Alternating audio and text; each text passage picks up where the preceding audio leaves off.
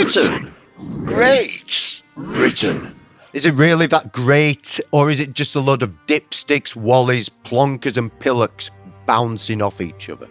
It's the home of William Shakespeare and Shaken Vac, Isaac Newton and new towns like Slough and Milton Keynes, Dickens and, well, dickheads. It's a land of genteel manners, afternoon tea, tanning shops and aggro.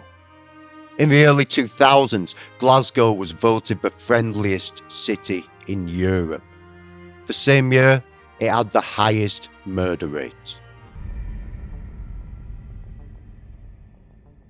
There's 1,000 reasons Britons find to fight. Football, what team are you? Is a loaded question. Always. Nowadays, the big sticking point's immigration, reformers versus Ramonas. It's common knowledge that the bloody yoghurt knitting Guardianista and fake news BBC have compromised the integrity of the mainstream media. Also, GB News is owned by Dubai-based venture capitalists, and Nigel Farage owns 500,000 in shares in the company. This is all totally normal and fine, in my opinion, though yours might differ. In short, opinions are divided over whether it's great, and the opinions are divided show, well, the kingdom is definitely not united. But apart from perhaps in wartime, it never has been. Britain is a land of roadman bags, vape shops, and especially flags. It's a complicated place. Class, culture, history and immigration, they've always collided and changed form. The country is not fixed. Nowadays, if Britain has a religion, it's probably Greg's. But in the last half of the 20th century, British kids organised themselves around music. These were tribes united by taste, clothing and outlook. Britain didn't just produce pop stars, it produced movements. Mods, metalheads, punks, goths, ravers. These tribes are a big deal, culture-wise. And while the music was very often American, or as with the Skinheads it was Jamaican, they were all filtered through a British lens. Now, British food is famously bland, but the music had flavours, lots of them. The country was a creative casserole, bands sitting in the soup like meatballs ready to be picked out. They combined influences, tried to emulate their heroes, and ended up making whole new things accidentally, again and again. If you look towards the far right for your answers just now, the big problem is that men in small boats are coming to burn what the proud British people hold sacred. Often the guys who are saying this are clad in runes, pagan idolatry, and maybe they've got a good reason to be scared. After all, it's happened before. At the end of the 8th century, the holy island of Lindisfarne was raided by some foreigners who used both small and medium-sized boats. They didn't figuratively disrespect British culture by just being a bit different, funny food, incomprehensible language. They struck at the very heart of Christianity in Britain. It was a calculated massacre. Those guys loved runes as well, and yet the Vikings integrated in Britain. I myself have a kind of Viking surname. They're common. And the waves of integration and invasion kept coming and the boats got bigger. Truth be told, it's pretty difficult to lay stake to being British of blood if we're going to get all purist about things like they want. I'm about a third each. Scottish, Irish and English. Who knows where they all came from? Doesn't matter. For the record though, Nigel Farage's ancestors, the Huguenot people, were French Protestants shielded from religious persecution by the British. They were refugees who came over in boats. And if Tommy Robinson, or to give him his true name, Stephen Yaxley Lennon, had any kind of awareness of where he came from and pride in who he is, he would hate the feckin' English with all of his heart, but of course, he doesn't have a clue. As ever, the plain truth is that the culture of Britain is made of many layers of immigration and assimilation. That's the whole point of Britain. It's more visible when you've got people who've got different colour skins, but it's always happened since the first British people. This is the story of how Britain lost one empire and built another. A small group of islands that powered youth culture worldwide. Probably the beginning of the story was, of course, the Beatles. American rock remade with wit and charm. But that was only the beginning. Psychedelia and glam, art school kids, turning sound into colour, theatre. There was heavy metal, Birmingham's industrial hell, turned into dark riffs. And then moving on, there was post-punk, cities particularly like Sheffield and Manchester, using that same now post-industrial landscape to inspire their music. Decay, disillusion. And later on you've got the electronic underground, acid house, jungle, drum and bass. Movements that don't necessarily have their seed from Britain. But culturally, Britain always led the way.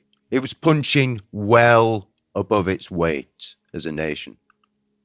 But why? After the Second World War, Britain was devastated financially. Labour forces and manufacturing sites were destroyed. Britain had had the largest empire ever to exist, and now it was gone. The riches stopped pouring in. The end of the empire was a disaster in humanitarian terms. Around 6 million died with the partition of India and Pakistan. There were crimes against humanity all over Africa. It was in South Africa that Winston Churchill himself oversaw the very first concentration camps. Decades later, his decision to make sure British bellies were full caused untold famines across countries supposedly protected by Britain. Yet Britain came out of it all smelling of roses. In part, they came out looking so good because they'd entered the war to protect France and Poland. And Britain managed to harness this goodwill through what's called soft power. So what is soft power? Well, it would be a very good title for a compilation album of ballads by the likes of Whitesnake and Poison. But what we're talking about here is international influence. Let's rewind a bit. Back in the 17th century, Louis XIV built a palace just outside Paris called Versailles. Its function was to bedazzle visiting kings and dignitaries. It was a sales room with the finest furniture, fabrics and fragrances. Visiting noblemen would leave jealous and very aware of their status in the pecking order of Europe. It fixed a reputation for beauty and quality that the French maintain to this day. And so the thing Britain got from the war was a good reputation, and this reputation was a kind of air of sportsmanship, dignified sacrifice, a stiff drink and a stiffer upper lip in the face of the trauma of the 20th century. At first, this soft power took the form of war films. The distribution company J. Arthur Rank provided film stock and materials to dub war films into German. War films which featured the Allies as the protagonists and the heroes. It was a re-education programme for recovering Nazis. And it was also a business opportunity. All of this was happening at the same time as neoliberal reforms shifted culture towards markets and products. And the testbed for this new market economy was the USA. America came out of the war having lost men, but doing actually quite well financially, thank you very much. And in America, the teenager as an idea seemed to just explode. There was a strong demand for their labour, so they had money. And Hollywood helped build a mythology around them. It was a hyper-real image. As far as the world could see, their life was blue jeans and Brylcreem, hamburgers and Coca-Cola. All business opportunities, all products to sell. American teens had disposable income, and American businesses knew they wanted that money. British teens were eager to emulate the luxurious lives of their American peers. But Britain was a very different country to the USA. America kind of invented the teenager. But from Britain came the tribes, the mods, heavy metal, prog rock, industrial music, goth, indie music, the rave scene, jungle, so on. Britain was a perfect petri dish for scenes. And so British soft power ended up being a lot more anarchic and chaotic than US soft power. In Britain, punk broke overnight in 1977.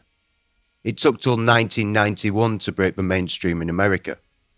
And yes, Chicago and Detroit invented house and techno. But the rave scene exploded in 1988 in the UK, and it was a slow burner on the rest of the planet. There's a high turnover of scenes in Britain, or at least there was last century. But why? Most of these scenes are British takes on mostly American source material. Britain's a land of 1,000 accents.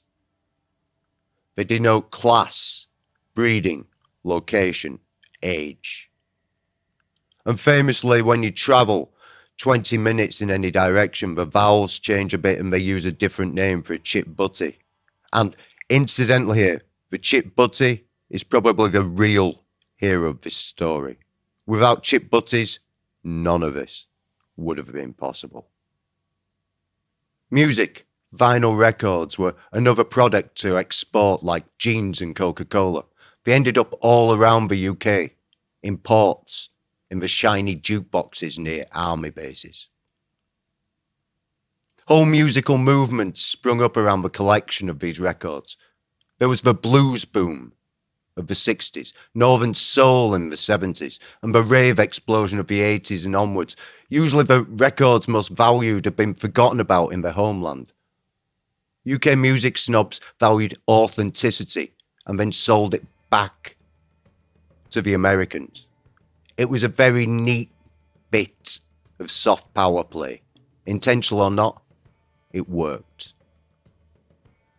A lot of this music was black music, what was basically whichever time in history called R&B, which is code. English kids devoured this music. They tried to emulate it. Firstly, there was skiffle, which was the first DIY youth music movement. One-string basses and washboards. Within a few years, those kids who devoured American culture were being sold back to the Americans, and this was the British invasion. As I said, the UK was a fertile petri dish for making bands, and part of the reason is the geography. It's a small collection of islands, and the new motorway system of the 1960s meant a London band could easily play a gig in, say, Birmingham or Bristol and still manage to get a little sleep before their day job. This meant that scenes and sounds would spread through the UK rapidly, mutating on their way. The young men at the centre of the Merseybeat sound were raised on R&B records that came into Liverpool docks. Like youngsters do, they emulated what they heard and put their own twist on things. They were inspired by the myth of the American teenager, and then they themselves became the voice of youth, a talisman of something new. From the moment 73 million Americans tuned in to watch the Beatles on the Ed Sullivan Show, Britain's soft power increased dramatically. English accents meant something different now. Cheeky, irreverent, working class pride. Being an Anglophile became cool. American teens were now buying the English dream, and this was a dream made of, yes, cheeky Scouse humour, but also quality of education. The culture of the UK was reflected in the music, however big an influence America was on that music. A lot of this was art schools. Lennon famously went to art school, and he wasn't the only one to do so. In Britain, you go to music college so you can be in an orchestra, art college if you want to be in a band. So the likes of Lennon, Ray Davies, Pete Townsend, Syd Barrett, Keith Richards, David Bowie, Brian Eno, and a big chunk of the punk movement, all art school. Art school's not just about life drawing. It's where students learn to take apart ideas and put them together again in new forms. The idea of taking symbols and putting them together to make statements is central to the mod movement. And the mod movement was the 1960s great wave of youth culture. According to sociologists, the first mods were young, working class, often Jewish kids from the East End of London. They kind of mixed with local art students and created an aesthetic. It was based on French magazines, Italian films. The first modernists listened to American modern jazz and wore sharp Italian suits, drank cappuccino, espresso. They were a reaction to the original Ravers, a scruffy load of students who drank real ale and danced to old trad jazz records. At least the first mods were too cool for dancing. They'd sit in cafes reading Sartre with a capstan full strength. They were also a reaction to the rockers, greasers. The guys who got stuck in the 50s with the Brill cream and the stained jeans. Now, a really good way to start a fight in Britain is to not be perceived as being masculine enough. And this was the big thing between the rockers and the mods. The rockers thought the mods were a load of effete ponces. And part of that was because the whole culture of the rockers was based around self-sufficiency. You bought a motorcycle, you looked after it, you were able to go out, and if you fell, your leathers and denim would protect you. The mods, on the other hand, well, they dressed in thin fabrics, not going to do anything if you fall from a bike, and that bike isn't powerful. And what's more, they didn't know how to look after the bikes. These weren't men. They loved shopping. They had long hair, and some of them even wore eyeliner. This was not acceptable in British society in the 1960s. Britain is a nation of tribes. Picts, Celts, Angles, Saxons, Brummies, Scousers, Jocks, Southern Jessies, Celtic, Rangers, Mods, Rockers. But all of these groups, the original Ravers, the Rockers, the Mods, they were all organised around American music. American music was their religion, but they were as different as Calvinists and Catholics. The mod cult was an almost religious belief system. The type of music that mods were into the most was up-tempo soul music. Songs like Tainted Love by Gloria Jones. It was about collecting symbols. Things that meant nothing to an outsider, but everything to a member. The right lapels, the hair just perfect. Symbols that confer status in the group. A few years later, Todd Rundgren commented after touring the UK that in Britain the kids are a lot poorer, but much more fashion conscious. And one of these kids was a young man called Mark Feld. He styled himself as an ace face, a leader of the mod movement, aged 14. He was poor, and resorted to stealing to pay for his clothes.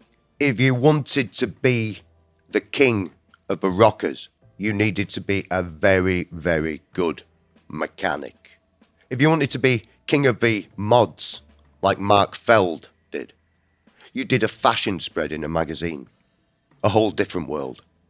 The mods created a hierarchy based on symbols and style. It was a new class system that broke away from the ways of the old empire. Another person trying to break into mod aristocracy was David Bowie.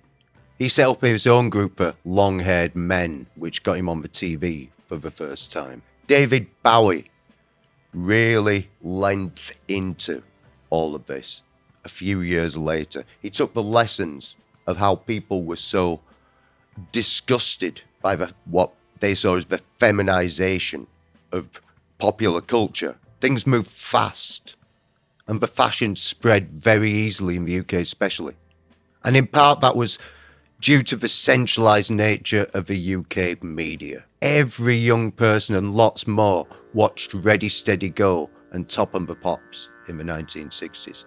And the geography of Britain meant newspapers were easy to distribute. An express train could distribute to Scotland in a few hours. Daily newspapers weren't so much of a regional thing. News spread fast, and the music press played an important role. Melody Maker, a weekly newspaper set up for musicians, started to cater for fans as the years went on. And then it was followed by New Musical Express and Sounds, as well as lots of other monthly titles. And underground press like International Times and Oz. All of this meant that when something happened in music, kids knew quick. Radio in the UK was tightly controlled, but pirate radio boats got around the problem. They broke the cultural embargo. It was chaotic good. From any school you may have picked up one of the stations, and it was required listening. American records and exciting British music. So this was the time of swinging London. Between the Beatles and the come down of 1968, the time of mods, the Carnaby Street, soft power was at an all-time high now. James Bond, the Italian Job showcasing British minis. Artist in residence for the movement was Peter Blake. His work quoted liberally from British iconography. He used a lot of the same symbols the mods loved. The Union Jack, the RAF target, arrows. His most famous work is the cover of Sgt. Pepper's Lonely Hearts Club Band.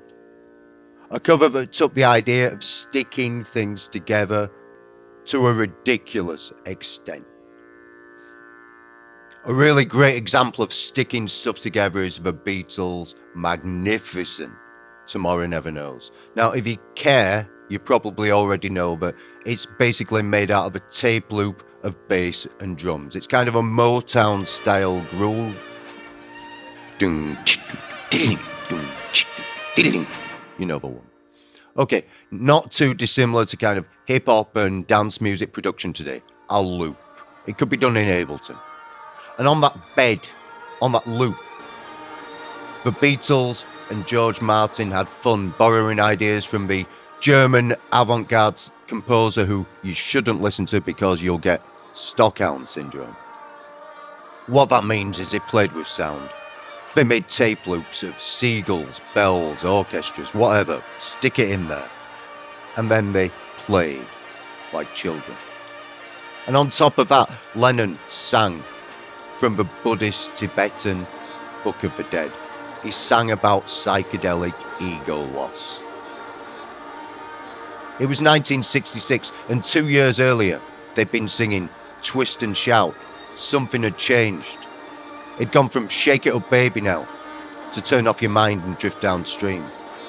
Art School had told Lennon that it was fine to cut things out and stick them back together again in different forms, and psychedelics further increased willingness to take ever stranger combinations. They took this kind of do what you like attitude and amplified it. And bands picked up that mantle and ran with it. So first the Beatles made it cool to be British, but their next lesson was think differently. And that attitude came very much out of the art school tradition, even if only one of the bands actually attended. All of this was called pop art, and the first piece of pop art is accepted to be Richard Hamilton's Just What Is It That Makes Today's Home So Different, So Appealing? And Hamilton was a lecturer at Newcastle University in the 1960s. One of his students there was a young man called Brian Ferry. Hamilton taught that symbols were a language and that pop art is what the mods were doing. Style is a way of talking to other people. And Ferry started to make his own style language, distinct from modernism, a kind of nostalgic futurism. Mod was, of course, about stimulants. Coffee first, and then speed came on the scene. And this was reflected in the music. Bands like The Creation, The Who, and Small Faces at times used violent sounds, much like the Velvet Underground would be doing a year or two later. Two brothers from Detroit were particularly in love with the sound of the British bands, that aggressive nihilism. That was Ron and Scott Asheton of the Stooges. They took back Tales to Detroit and paid tribute with their band. Mark Feld, the young mod, had by this time joined a group who took a lot of these symbols: destruction, stimulants, pop art, meticulous haircuts. Truth be told, John's Children were actually a kind of boy band, a prototype for what Simon Napier Bell, their manager, would do 15 years later with Wham. John's Children weren't actually that good, and Bolan really only came into his own later on. There's a lot better bands of the period. Personally, I'd say The Action, The Creation, Small Faces, but this was Mark Feld using the culture to try and progress himself. And his story didn't end here. But speedruns result in crashes. And the mod movement splintered in about 1966. It basically divided between those who wanted to grow their hair a bit and expand their mind, and the second group who shaved theirs and preferred their beer. And inside the long hair group as well, things were splitting. Psychedelia injected art into pop in strange ways. It got people thinking differently. And it also sent people scattering to different types of music. Some of them went acoustic in the country and got their head together again after a really heavy time. Others turned up their amplifiers. They rejoiced in pure experience. Feld, now Mark Bolan, decided to go the way of the hippie. And he would have made a very bad skinhead, so good call, Mark. A big part of this schism was, again, just as it had been with the rockers, masculinity. In a way, the skinheads were the mods saying, actually, we are quite masculine after all. So they shaved their heads, and they wore big boots, and they looked a bit dangerous. Nowadays, skinhead and racist are basically synonyms, but that's not how it was. This is quite a big story, and I did another video on this, so you should see the link above, or just go to my profile, subscribe, and see everything. So the skinheads continued on from mod, but took it back in a different direction, a less pretentious direction, a more real, masculine direction. Britain is a very classist society. Posh people scorn the poor, and the poor despise the posh. Mod was about creating status in a group through agreed symbols. And now the group consensus on what was cool had split. There was a schism. Psychedelia was a profound shock to the system for world culture. And again, the Beatles were central to all this. They made the connection to Indian music early. In 1964, Lennon described curry as his favourite food, and he probably got the taste young in Liverpool. Immigrants bring new flavours into a culture. It could be curry. And the skinheads who'd emerged from mod culture built their identity around Jamaican music. In the north of England, former mods kept the faith with northern soul. They still had the scooters, and they went to all-nighters and danced. For them, dancing to black American music was a religion. And similar, but highly divergent scenes bubbled up all over the UK. In Birmingham, Black Sabbath birthed heavy metal, and their sound was carried through the UK on Radio 1. Many months before the actual album was issued, they did a session for John Peel's show, and John Peel's show was for decades required listening for music heads and aspiring musicians. Getting a Peel session was a dream for thousands of aspiring bands, and hundreds of them did it. Black Sabbath opened their session with Black Sabbath. You know the one. And all across Britain, 100 guitarists picked up their guitar, worked out the tritone, and decided to buy a fuzz pedal. This was another case of fashions changing fast in Britain. All of this came out of the class system. Birmingham remains the most mocked British city, and Black Sabbath were the underdog. They were similar in that way to the Stooges over in America, who harnessed amplification to comment on the human condition. In their way, Black Sabbath came out of mod, however different their haircuts and clothes were. Iommi and Osbourne played the local mod circuit in bands, as did musicians like Steve Winwood, Roy Wood of Wizard, Robert Plant and John Bonham, as well as members of Deep Purple. Sabbath took the pentatonics of the blues and applied the awesome power of amplification that so thrilled wired mods a few years earlier. Sabbath were always rejected by critics for decades, mainly because those critics were snobs, but metal grew worldwide as a subculture, and today it's probably the biggest tribe in the world. Notably, there were local bands like Judas Priest and Moving Forward, Iron Maiden, Venom, Napalm Death, all across Britain. Heavy metal bands in different scenes with slightly different permutations grew. This was the revenge of the rockers and the greasers. They'd spent the 1960s being mocked for their unkempt clothes. Now it was cool to let it all hang out. Metal created a mythology. It was a horror show, scary, half scorched earth distortion, half operatic grandeur. As with the mods, metal fans had a set of symbols. If you wore them with conviction, you were in.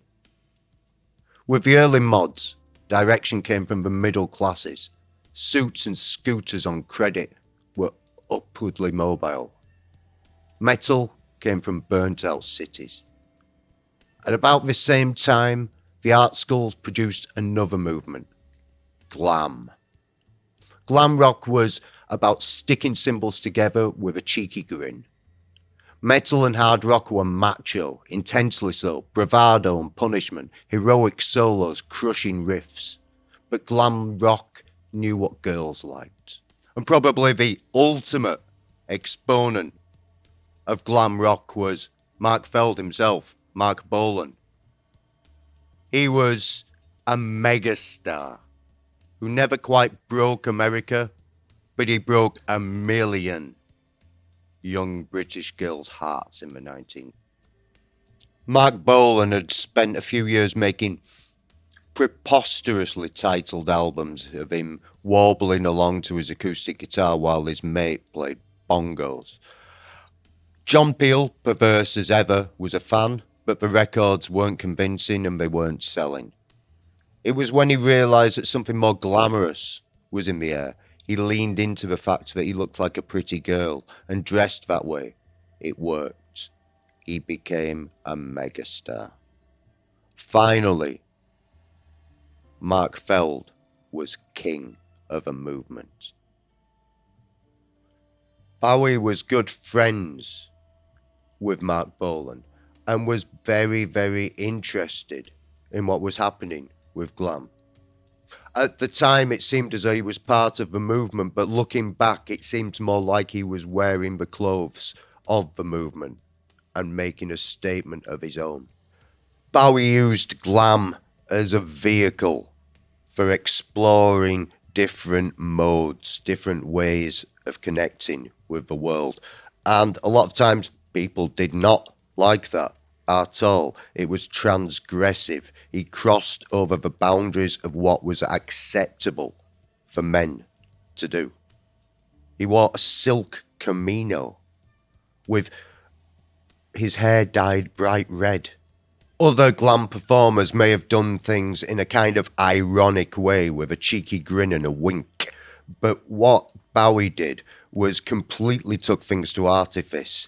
He became his image. He was his image, and he kind of lost his own personality during that. He reinvented himself numerous times with varying degrees of success over the years. The most successful was Ziggy Stardust, who was central as a figure to the glitter movement. I mean, it's some of the greatest music of the time and also a great comment on the commerciality of music and what happens.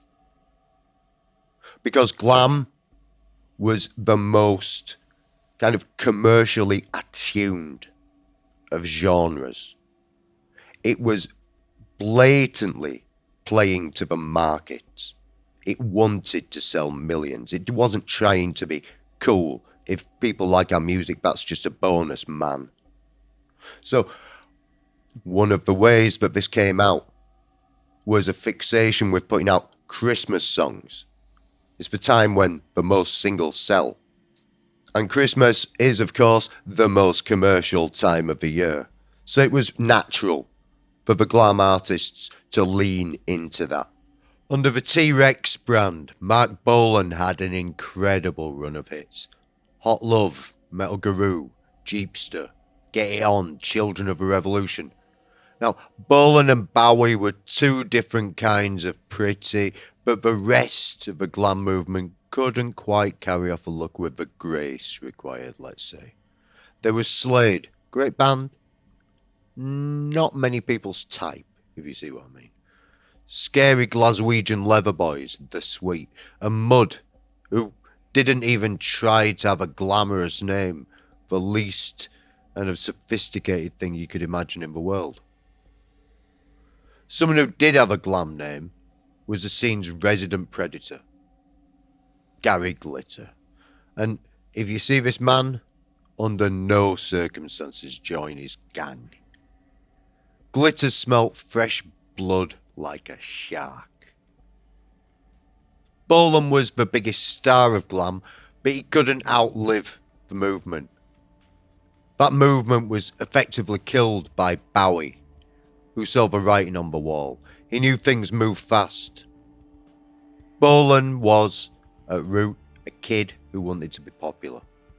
And Bowie, while definitely very careerist, was doing something a little bit deeper. He was tuning an artistic persona. After Glam died, both Bowie and Bolan drank to excess and did far too much of what we'll call for now Ziggy Stardust. Bolan did. Les Paul, Marshall, boogie riffs.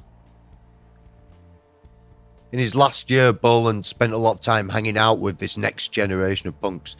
Kids like The Damned, who he wanted to produce at one point. Then there was Paul Weller and Billy Idol. His last real attempt at a comeback was a kids' TV show simply called Mark.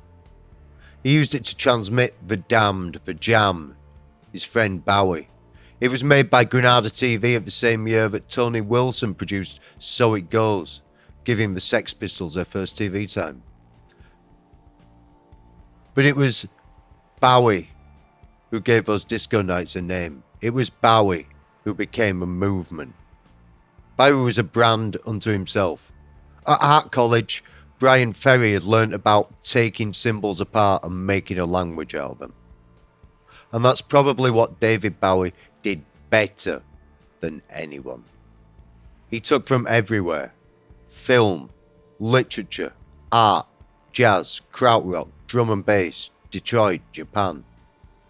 Bowie did all this in a multi-textured way, playfully dropping in references and elements, like for example Mike Garson's free jazz piano solo all over Aladdin Sane. Mod had been about collecting symbols together and putting them in a new combination that's tasteful. It was all about sharp suits, authentic music and Italian engineering. Now, after psychedelia, these symbols were being used all over the shop. Glam was kind of about science fiction. The clothes worn harked back to Flash Gordon and Superman crossed with your mum's Christmas tree. It was a language of nostalgia for things that never really existed. The music kind of discarded the hairy blues of the hard rockers and replaced it with a more 50s style, with a modern twist. Again, British kids created a subculture. Now down south in the sleepy town of Winchester, Brian Eno was absorbing a totally different set of influences at art school. Conceptual art, the abstraction of John Cage, cybernetics where humans are just a node in a system. He played with tape machines, he manipulated sound, and along with him in Reading, there was Andy McKay, who's often forgotten about, who studied under the avant-garde composer Cornelius Cardew, and he studied fine art and music together. So Stockhausen, John Cage, it was a similar curriculum to Brian Eno. All of this was deconstruction and reconstruction, remake, remodel, as the Roxy song clearly said a few years later. A year or two before this, an art school oddball called Syd Barratt was playing games with sound. He'd make systems from echo units, feedback and just the volume of his guitar, kind of in similar ways to Brian Eno would be doing a few years later, but Syd Barratt wasn't writing anything down, he was just playing. Nowadays, what he was doing would probably be called post-hardcore or shoegaze, but this was just the old art school, why don't we try that attitude applied to sound. Making systems. He sang songs too. Although the band were named after two bluesmen, Barrett's vowels were clipped like topiary. Very southern, extremely middle class and presentable. The vowels of a young man who could take any job he wanted. Barratt took the way of the artist to extremes. Reportedly, he spent years painting pictures before photographing them with a Polaroid and destroying the original. He'd have probably really liked Instagram when it first came out. Pink Floyd were always famous for their light shows, and a lot of their first big events with Syd Barratt were at the Roundhouse in Camden. Just as the 60s started swinging, a group of theatre, artsy and council folk got together to renovate an old train shed. They wanted to hold experimental theatre, poetry readings, music, a gallery space. A couple of years later, it opened. The whole thing was in part funded by London Borough Council, and it ran that way for the next decade and change. Forgive me for being indulgent here, but there on the lights was my dad, 24 years old, and the first person in Britain to reverse engineer one of those psychedelic oil wheel effects. They got him on the job, he worked it out. R.I.P. Dad, love you. It's easy to concentrate on big, important, historic venues like this, but the truth is that what was happening in culture was happening all over the country. It was going through the music press. It was going through clubs in every town. And that's really where networks of kids who formed bands met. What were known as Bowie nights started in major cities, and to the soundtrack of Bowie, Roxy music and adjacent acts, attendees would cosplay as the Thin White Duke in his various guises and compared notes on status within the group. Out of this scene significantly came a group called the Croydon Contingent, main players in the history of UK punk. Sex Pistol Steve Jones's first band were called The Strand, in tribute to Roxy music. His autobiography is a fun way by the read, but it should have been called Dirty Boy, in my opinion. The first punks really vibed off the artifice of glam. They were modern kids, brought up in a consumer society, and they were questioning the values of that society. They did it in all kinds of ways. Sometimes it was through transgressive and offensive t-shirts, wearing symbols that you can get arrested for. It wasn't an endorsement of those political beliefs, but it was a way to shock others. And through sexuality, they did that as well. There was an intention to shock. Is that a boy? Is that a girl? What are they doing? And that came on from Bowie, from Bolan. Punk music wasn't born in the UK, however, it did take hold there first, and it was a kind of collision between the art schools and street culture. Art schools were, of course, subsidised experimentation, and funding was available for working artists too. In Hull, where the Spiders were actually from, not Mars, at the height of glam, there was a group of young people who'd been paid to make art from bodily fluids. This was Genesis P. Orridge and Cozy Fan Tutti, who later became half of Throbbing Gristle, another British band who casually created a genre, this time industrial, even though the choice of name was meant to mean productive rather than abrasive. TG took the ideas of combining symbols in new ways from art school. This time it was explicit, provocative, salacious, grotesque. They took the amplification as far as it could go as well. If you thought a power chord was heavy, check out this recording of a slaughterhouse for a modular synth. It's a sign of how much popular culture had shifted that 10 years before, long hair was a scandal. And while these shows were still very scandalous, they were subsidised by the Arts Council. There was a big crossover between underground culture and art schools. One example of all this would be Jeff Nuttall. Nuttall was a poet, a jazz musician, and an anarchist. He wrote for underground publications like International Times, and he wrote the anarchist screed Bomb Culture. He was also head of Leeds Art College throughout the 1970s, and the department produced a wealth of post-punk bands through shared rehearsal spaces. The politics in the air from somebody like Nuttall being in charge of the department meant that a band like Gang of Four felt comfortable dealing with pretty heavy subject matter. Ideas bled into provincial cities through art schools. Bands experimented away, all in part subsidised by the government. Mark Almond couldn't draw or sculpt. He got into art school because department head Jeff Nuttall, who was potential as a fellow performance artist. Soft Cell were deeply informed by the history of music. They were fans. Their best known track is, of course, a cover, Tainted Love.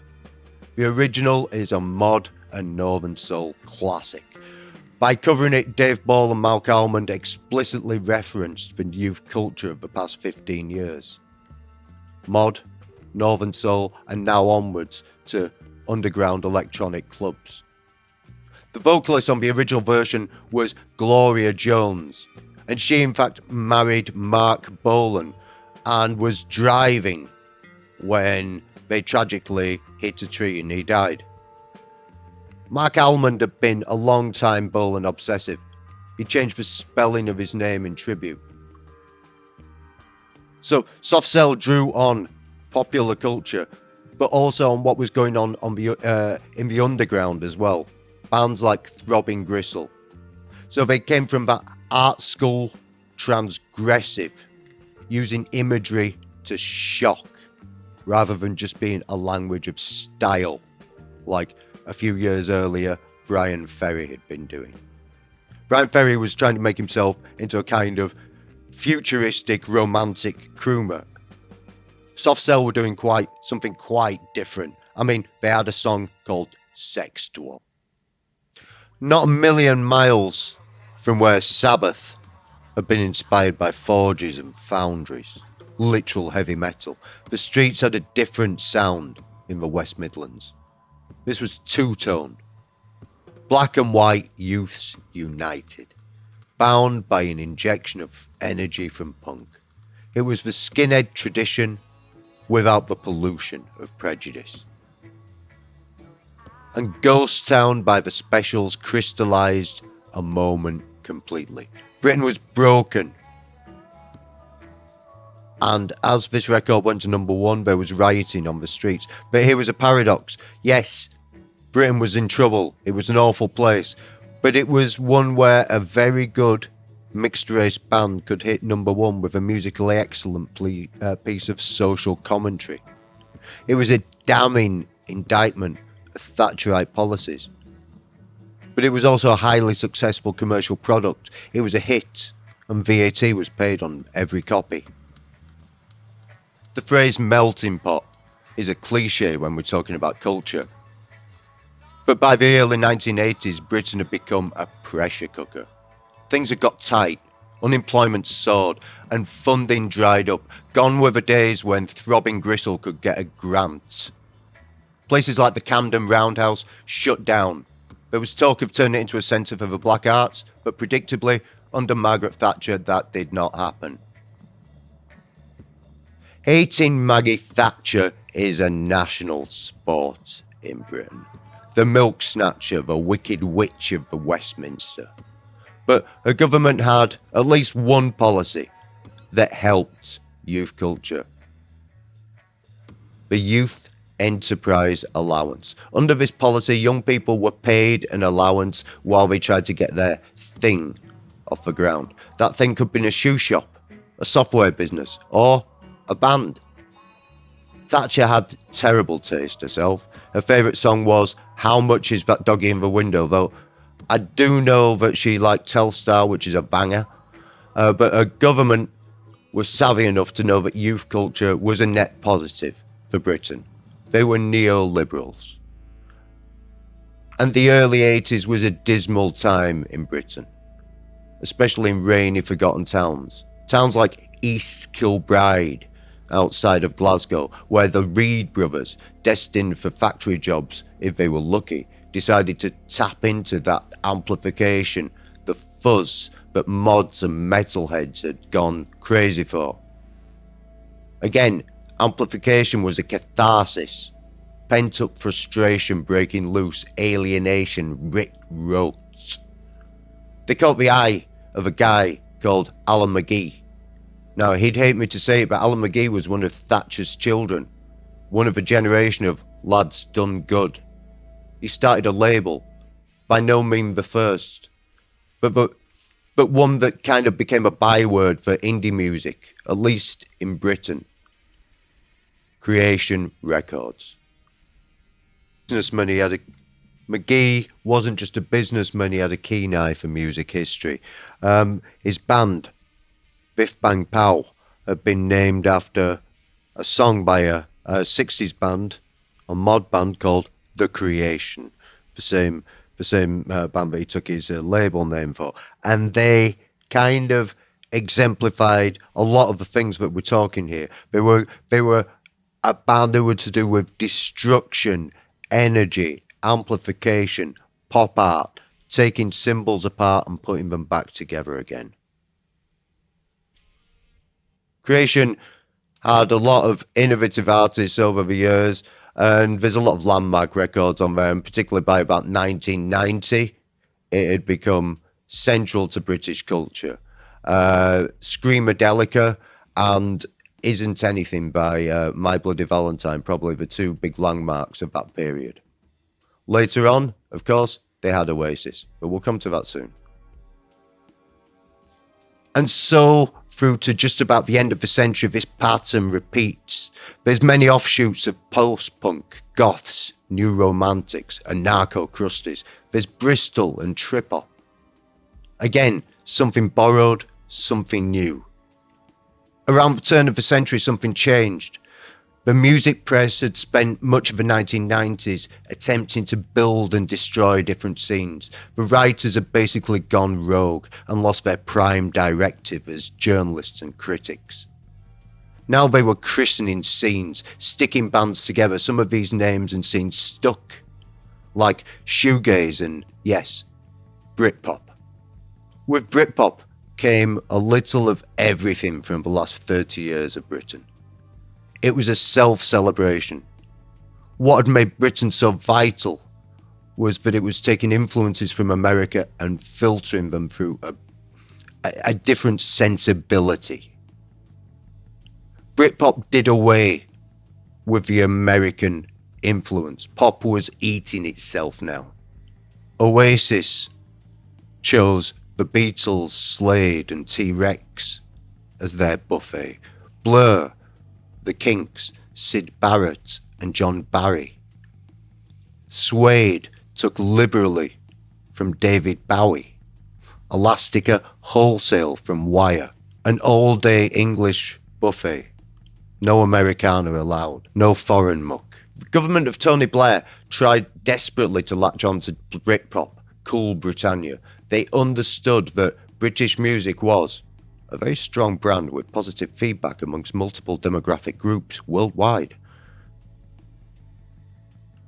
When asked her greatest achievement, Margaret Thatcher replied, Tony Blair.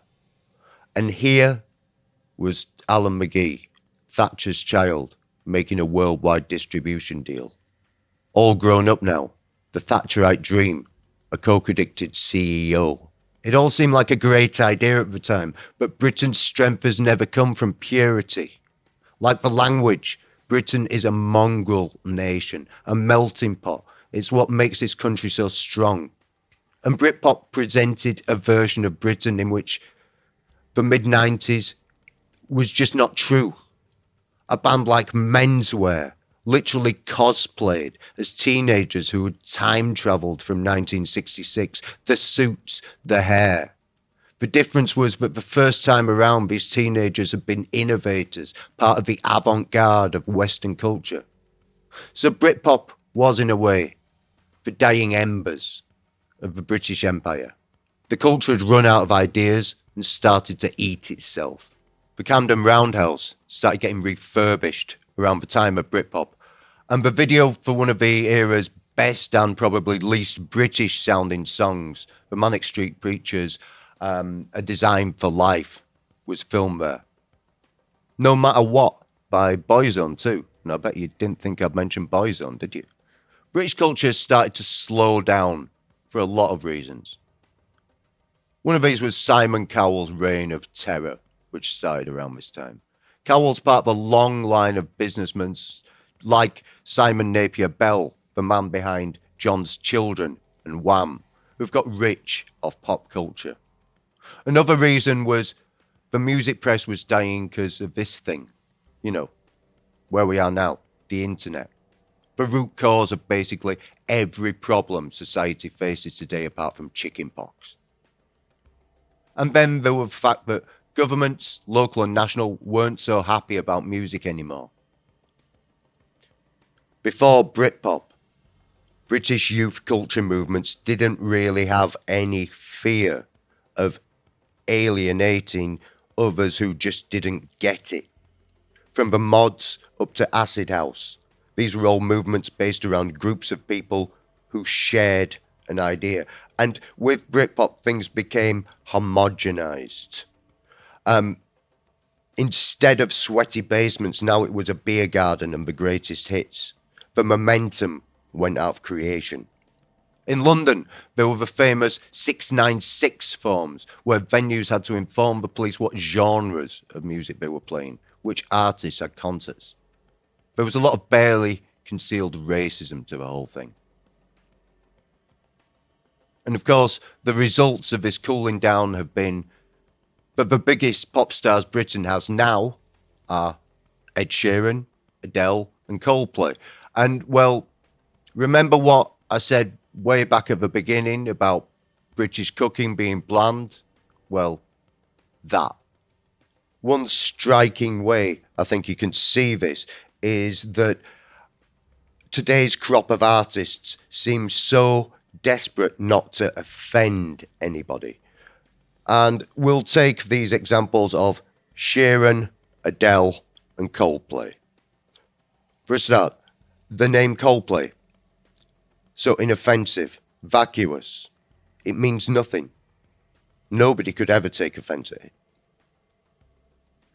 Apparently Chris Martin is a really, really nice guy, as I'm sure both Ed Sheeran and Adele are. Adele seems really sound. But that doesn't make an interesting artist. Let's be real, nobody is in love with the shape of Ed Sheeran. And Adele, how exactly are you planning to set fire to the rain?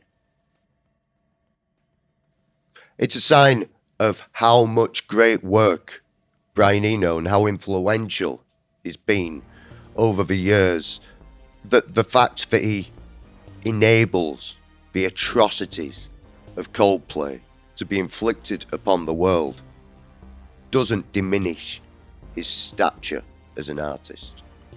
It's not to say that there's no interesting music that's come out of Britain in the last 25 years. That's not true at all. There are lucky cities like Leeds, Glasgow, Manchester, and of course London that have a strong network of small venues where bands can work up, ones that take risks, where you can hear musicians and music outside the mainstream. Clubs that play music that isn't just catering to a mass market audience. And going to these places, maybe you can meet some other people who like the same things and you might form a band, like in the old days.